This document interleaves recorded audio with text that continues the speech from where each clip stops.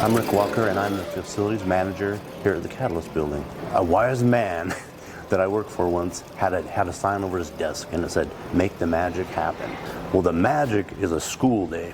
And there's a lot of behind-the-scenes things that a lot of us do in order for a school day to happen. The more preparation I can have, the better off we're going to be. I learned early on in my life that you can control two things in your life. One is your attitude, and second is your effort. Rick is astounding in both ways. He has a positive attitude with everything he does. Anything we ask him to do, he goes above and beyond with his effort. It's easy when you like what you do.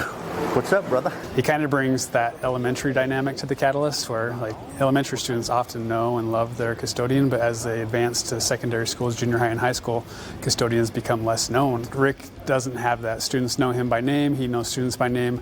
He's always giving high fives, always welcoming them to the school, talking to them about their life and how things are going, and just really building that relationship. And they'll remember this, and they'll remember me for the rest of their life. So how do I want to be remembered? So I've always carried that with me. Like I want to be remembered for helping and being positive.